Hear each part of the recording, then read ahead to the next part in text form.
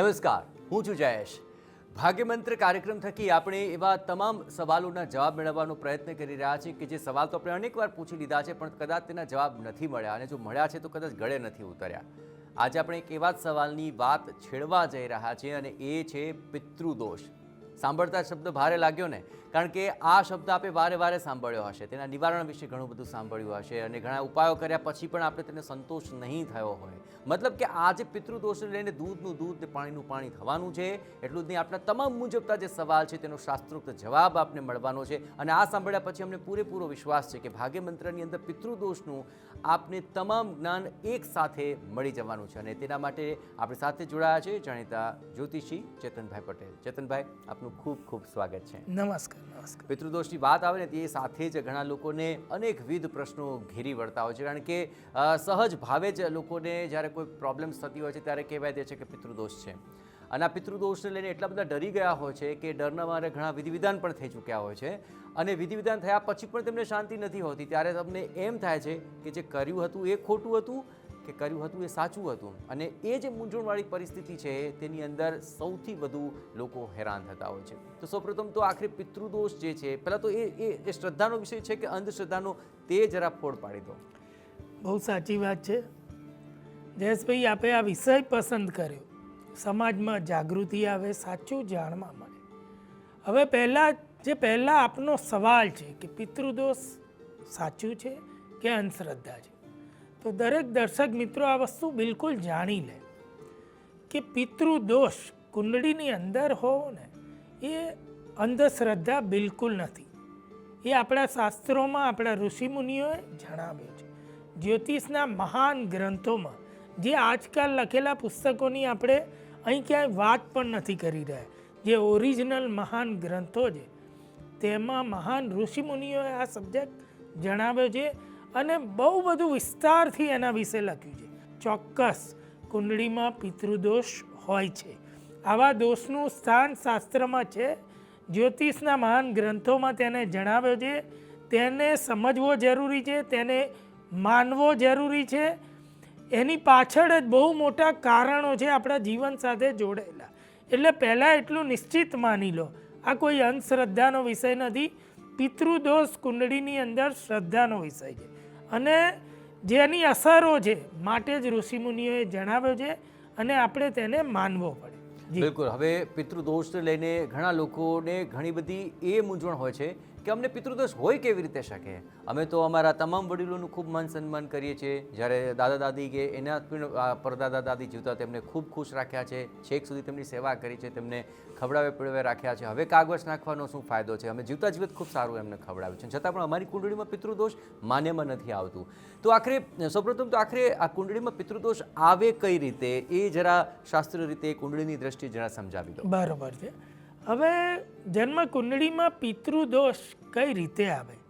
એવું કહે છે કોઈ પણ બાળક જન્મે ને ત્યારે એની જે કુંડળી મુકાય, અને તેની અંદર અમુક લક્ષણો, અમુક ગ્રહો અમુક સ્થાનમાં બેસે ને ત્યારે તેને પિતૃદોષ કહેવાય છે. પણ આવે કેવી રીતે? શાસ્ત્ર એવું કહે છે કે આજ આપણા શાસ્ત્રની સત્યતા પ્રૂવ કરે. એવું કહે છે કે ભાઈ આપણા પૂર્વજો, એટલે આપણા પિતૃઓ, માતૃઓ જે કોઈ પણ સદગત થઈ ગયા, તેમનું કોઈ કાર્ય, તેમનું કોઈ વિધિ વિધાન, તેમનું કોઈ કાર્ય એટલે તેમનું કોઈ સરાવવાનું, તેમની પાછળની કોઈ વિધિ બાકી રહી ગઈ હોય, તેમનું એવું કહેવાય કે અગ્નિ સંસ્કાર જેવી વિધિ બરોબર ન થઈ હોય, ત્યારબાદના જે વિધિ વિધાન હિન્દુ સંસ્કૃતિમાં, હિન્દુ ધર્મમાં જે બતાવ્યા છે તે બરોબર ના થયા હોય, અથવા કોઈ પિતૃની ઈચ્છા અધૂરી રહી ગઈ હોય, પિતૃ કે માતૃની કે એમને આ કાર્ય કરવું હતું અને તે અહીંથી આ વિશ્વમાંથી, આ જગતમાંથી તેમને જવું પડ્યું, અને એ કાર્ય અધૂરું રહી ગયું, ત્યારે પણ પિતૃદોષ ત્યારબાદના જે સંતાનો જન્મે તેમની કુંડળીમાં આવે છે. પિતૃઓની કોઈ ઈચ્છા અધૂરી છે માટે તે કાર્ય આવે છે. ઘણા પિતૃઓને એવું કહેવાય કોઈ સદગત થઈ ગયું, હવે એમને આપણે પિતૃઓમાં ભેળવવાના હોય, એ ભેળવા ના હોય અને તેમની ગતિ બરોબર ન થઈ રહી હોય, ત્યારે પણ કુંડળીમાં પિતૃદોષ આવે છે. પિતૃઓ જે ઈચ્છતા હોય તે કાર્યો આપણે ન કરીએ, તેનાથી વિપરીત માર્ગે જઈએ તો ત્યારબાદની સંતતિમાં પિતૃદોષ આવે છે. બધા આવા ઘણા કારણો છે. તો પિતૃદોષ એટલે આવે છે કે કાર્ય અધૂરું છે એનું એક ઇન્ડિકેશન છે. એટલે જ્યોતિષ કે એવું માર્ગદર્શન આપણે લેવાનું હોય. શાસ્ત્રમાં એટલે લખ્યું છે કે ભાઈ તમારી કુંડળીમાં છે તો તમારે જાણી લેવાનું. અહીંથી જ તમને કોઈ કહેવા નહીં આવે કે ભાઈ આ કાર્ય અધૂરું, પણ આ ઇન્ડિકેશન આવ્યું એટલે ઋષિમુનિએ લખ્યું છે. પિતૃદોષ એનું નામ આપ્યું છે કે તમારા પિતૃઓનું કોઈ કાર્ય અધૂરું છે, તમે જાગી જાઓ, જાણો, જાણવાની કોશિશ કરો અને એ પૂરું કરો. બિલકુલ. આ તમામ બાબતોને લઈને એક વાતની સ્પષ્ટતા એ પણ કરવી છે. ઘણીવાર જો કુંડળી બતાવવા છે, કોઈ સમસ્યાને લઈને કુંડળી બતાવવા જાય તો આખરે પિતૃદોષ છે એવું કહે, એટલે લોકો એના દાદાને યાદ કરે, પરદાદાને યાદ કરે, ત્યારબાદના તો કદાચ નામ પણ યાદ ના આવે. ઘણીવાર તો એવું પણ કે તમારે તો 11મા પેઢીનો પિતૃદોષ છે. આ પ્રકારની વાત કરીને જરા વધારે ગભરાવામાં આવે. અને આવી જ્યારે સમસ્યા સર્જાય ત્યારે ચેતનભાઈ સહજ ભાવે જેમ થાય કે જે પિતૃઓનું નામ સુદ્ધા પણ જાણતા નથી, એ આટલા પેઢીઓ દર પેઢી નડી રહ્યા છે, તેની જાણ પડે ત્યારે વધારે તેઓ દુઃખી થતા હોય છે અથવા વધારે ચિંતિત થતા હોય છે. તો ખરેખર તો જો કુંડળીના 12 ભાવની અંદર જાણવું હોય કે કયા ભાવની અંદર કયા ગ્રહો હોય કે જેનાથી ખ્યાલ આવે કે આખરે આ પિતૃદોષ છે અને કઈ પેઢીનો પિતૃદોષ છે, એ કેવી રીતે જાણી શકાશે? બહુ સાચી વસ્તુ છે. કુંડળીમાં જન્મ લગ્ન કુંડળી આપણે ખોલવાની છે. કુંડળી લઈએ હાથમાં એટલે તરત જ જન્મ લગ્ન કુંડળીમાં એટલું જોવાનું છે, જેની કુંડળીમાં બીજા ભાવમાં રાહુ લખેલો હોય, પહેલા પછીનું જે બીજું ભાવ આવે તેને બીજો ભાવ કહેવાય. બીજા ભાવમાં રાહુ લખેલો હોય, છઠ્ઠા ભાવમાં રાહુ લખેલો હોય, 8મા ભાવમાં રાહુ લખેલો હોય કે 12મા ભાવમાં રાહુ લખેલો હોય, આ 4 સ્થાનમાં જેની પણ કુંડળીમાં રાહુ લખેલો હોય અથવા ઓનલી રા લખેલું હોય એને રાહુ સમજવાનું. તો સમજી લેવાનું કે પિતૃદોષ છે. જે આપણા શાસ્ત્રોમાં ઋષિમુનિઓએ જણાવ્યો છે તે આ એક જ રીત છે. શાસ્ત્રમાં ક્લિયર કહ્યું છે આ એક જ રીતે કુંડળીમાં પિતૃદોષ છતો થાય એટલે આપણને ખ્યાલ આવે છે. હવે બીજી વાત જે આપણે વાત કરી જયેશભાઈએ કે કુંડળીમાં એવું કઈ રીતે ખબર પડે કે આ પેઢીનો પિતૃદોષ છે, 10મી પેઢી, 5મી પેઢી, 11મી પેઢી, આવું કંઈ હોતું નથી. જે કહેવામાં આવે છે કે તમારી 7મી પેઢીનો છે, તમારી 11મી પેઢીનો છે, આ બધું વાતો મનગઢત અને હંબક છે. જ્યારે પિતૃદોષ માટે બહુ મોટા વિધિ વિધાન કરાવીએ ને ત્યારે બહુ મોટા સારા વિદ્વાન કર્મકાંડી બ્રાહ્મણ હોય છે ને એ તમારી સામે બધું છતું કરી દે છે અને તમને અહેસાસ કરાવે, અનુભવ કરાવે. અમુક એવી આપણે પણ એવી વાતો જણાવીશું કે તમે જાતે તમને એની અનુભવ થશે તો તમને ખ્યાલ આવે કે કેવો કોનો પિતૃદોષ છે. પણ અહીંયા કુંડળી ઉપરથી એટલી કેવળ ખબર પડી જાય પિતૃદોષ છે કે નહીં. બસ આટલું પહેલાં જાણવાનું છે. દોષ છે તો તેનું નિવારણ છે. જી બિલકુલ, આપે આ એક સરળ બાબત જણાવી દીધી. એટલે કે કોઈ પણ ઘરે બેસીને પણ જો પોતાની કુંડળી હાથમાં લે તો આખરે બીજે, છઠ્ઠે, 8મી ને 12મે રાહુ જોશે તો તેમને આખરે આ પિતૃદોષની ખબર પડી જશે.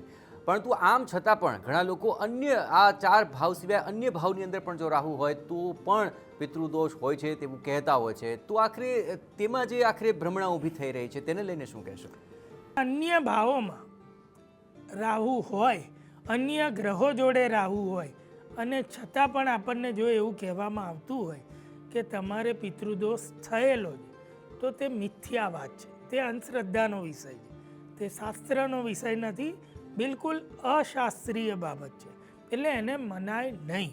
કોઈ મોટી ચેલેન્જ પણ કરે ને ગમે તેટલી તો મારી પાસે લઈ આવો, શાસ્ત્રના આપણે પુરાવા આપીશું કે આ એક જ રીત બતાવી છે. અન્ય કોઈ જ રીત શાસ્ત્રમાં નથી, કોઈ જ ગ્રંથમાં નથી. ઉપજાવી કાઢેલી વાતને મનાય નહીં. કોઈ અંધશ્રદ્ધા ફેલાવે આપણે તેમાં જવું એ બિલકુલ જરૂરી નહીં. સત્ય કેવળ આ જ છે. બીજે, છઠ્ઠે, 8મે ને 12મે જો રાહુ કુંડળીમાં છે તો જ પિતૃદોષ થાય એવું આપણા ઋષિમુનિઓ ગ્રંથમાં લખે છે. એ ઋષિમુનિઓથી મોટા આજકાલના કોઈ વિદ્વાન ન હોઈ શકે એટલે એને મનાય પણ નહીં. બિલકુલ, ઘણા લોકો ઘણી બધી વાતો કરતા હોય છે ને તેને લઈને પિતૃદોષને લઈને આશંકા સેવતા હોય છે. હમણાંથી અમારા ઘરે આગળ કાગડા બહુ બોલે છે, અમારી છોકરીના લગ્ન નથી થતા, મારા દીકરાને ત્યાં એક પછી એક છોકરીઓ જ આવે છે, છોકરો ભણવામાં હોશિયાર નથી, પડવા વાગડવાના કિસ્સા વધુ બને છે. એટલું જ નહીં, ઘણાને તો પ્રેતના સ્વપ્ન પણ આવે છે અને તેને લઈને આખરે પરેશાન થયા બાદ પિતૃદોષ જણાવતા હોય છે. શું આ બધા સંકેત છે કે પછી આ બધા સંકેતો બાદ પિતૃદોષનું નિવારણ કરવું જોઈએ કે પછી આ તમામ બાબતો જે જણાવી રહ્યા છે તેમાં કોઈ તથ્ય નથી? હવે જે આપણે વાત કરીએ કે પિતૃદોષના સંકેત હોય, પિતૃદોષ હોય કુંડળીમાં અને વર્ષો સુધી કોઈને ખ્યાલ ના આવે, કારણ કે સાચું જાણવા ના મળ્યું. ઘણા એવા મિત્રો મારી પાસે આવે છે, એમના જીવનમાં બને છે અમુક ઘટનાઓ, અમુક વસ્તુઓ બને છે, તો મને કુંડળી જોયા પહેલાં ખબર પડી જાય કે આવું જીવનમાં બને છે તો પિતૃદોષ હશે. કેટલા બધા લોકો હજુ એવા પણ હશે કે આજે આ સાંભળ્યું હશે ને અને હવે આગળ સાંભળશે તો પણ એમને ખ્યાલ આવી જશે કે ભાઈ મારી કુંડળીમાં પિતૃદોષ હશે. સંકેતોની આપણે વાત કરીએ કે ભાઈ આવા સંકેતો તો કેવળ દીકરીઓ જન્મ લે એ કોઈ પિતૃદોષનું સંકેત નથી. સંતતિમાં બાધા આવી એ અચૂક પિતૃદોષનું સંકેત હોઈ શકે કે સંતાન થવામાં રૂકાવટ આવે, બાધા આવે, કોઈને કોઈ કારણે કસુવાવડ થાય, કોઈને કોઈ કારણે અન્ય માદગી આવે, પ્રોબ્લેમ થાય કે માતા પિતાને પ્રોબ્લેમ થાય, આવું લોકોના જીવનમાં બને છે. જીવન સુધીના સંકટો આવી જાય, આવું પણ બને છે.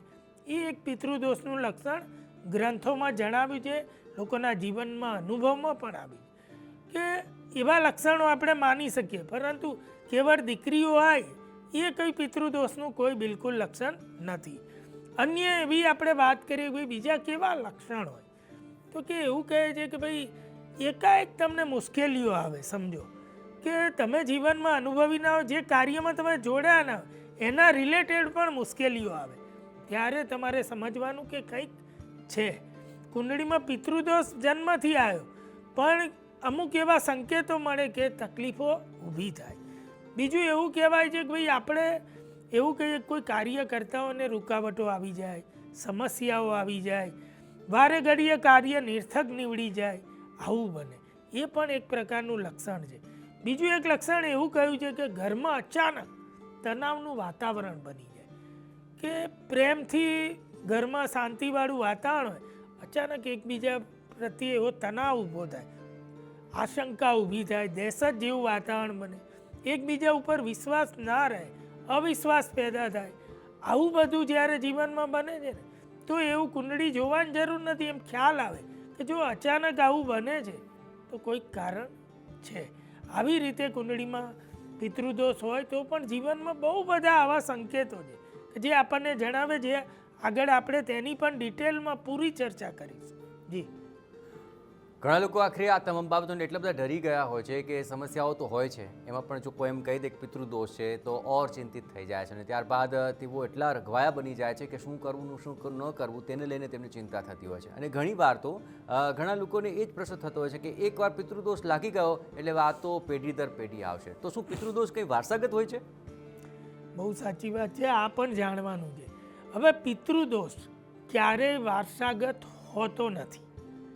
ધારો કે કોઈ એક કુંડળીમાં આવ્યો, અત્યારે હયાત જેટલા છે એમાંથી કોઈ એક કુંડળીમાં આવ્યો કે 2 જણમાં આવ્યો અને માનો કે તેનું વિધિ વિધાન થઈ ચૂક્યું, તો પાછળ જે પેઢીઓ જન્મ લે એમાં ના પણ આવે એવું જરૂરી બિલકુલ નથી કે ભાઈ બીજામાં આવે, પણ નિરાકરણ ન થાય તો આગળ પેઢીમાં કોઈ એકને આવી શકે, કોઈ 2ને આવે કે અન્ય કોઈને આવે, અથવા એક પેઢી જાય અને બીજી પેઢીને પણ આવે.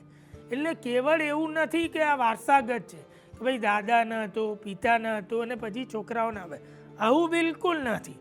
નિરાકરણ ન થાય તો પેઢીમાં આગળ આવી શકે છે, પણ વારસાગત પિતૃદોષ એવું કંઈ કુંડળીમાં હોતું નથી અને એવું કોઈ શાસ્ત્રમાં જણાવ્યું પણ નથી. એટલે એવી કોઈ અંધશ્રદ્ધામાં ના માનવું કે ભાઈ પિતૃદોષ એકવાર આવી ગયો એટલે આપણી પેઢીમાં તો હવે આયા જ કરે, આવું પણ લોકો માની લેતા હોય. આ પણ અંધશ્રદ્ધા છે. આવું કશું જ હોતું નથી. તેનું નિવારણ થઈ જાય એટલે કુંડળીમાં તો એનો એ જ રાહુ રહે, પરંતુ તે ક્યારેય અશુભ બનતો નથી અને ત્યારે ક્યારેય કંઈ એનાથી અશુભ થતું નથી. એટલે એનું નિવારણ થાય એટલે તમને જણાવ્યું છે. ઋષિમુનિ એટલે કહે છે કે ભાઈ તમારી કુંડળીમાં છે એટલે તમારે જાગવું પડે, તમારે જાણવું પડે કે ભાઈ તમારા કોઈ પિતૃઓની કંઈ અધૂરી વસ્તુ રહી ગઈ છે તમે એનું નિવારણ કરો. એ એનો સંકેત છે કેવળ માત્ર.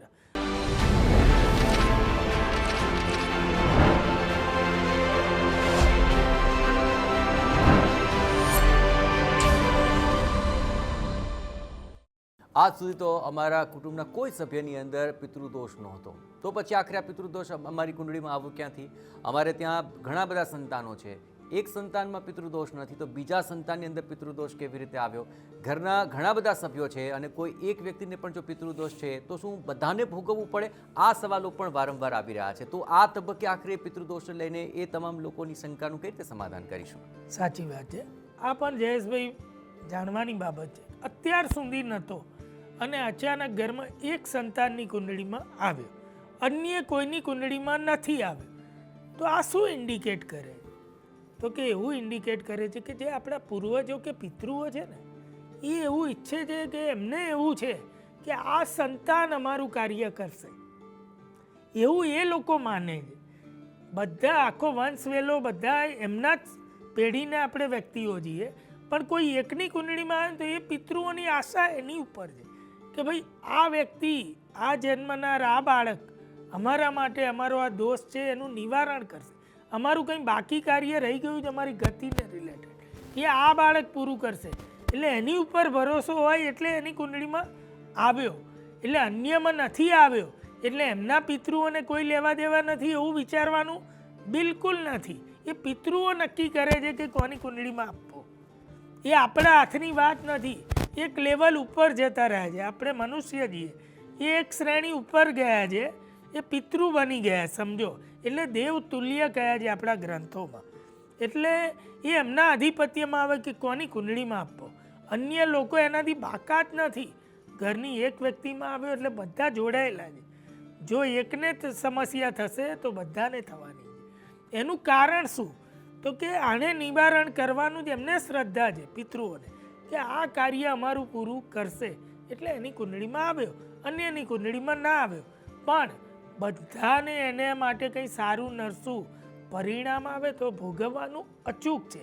કેટલા બધા લોકો સમાજમાં આ 20-25 વર્ષમાં મારી પાસે પણ આવે કે ભાઈ અમારે કંઈ કુંડળીમાં નથી તો અમે કેમ માનીએ, એવું પણ કહેવાવાળા આવ્યા છે.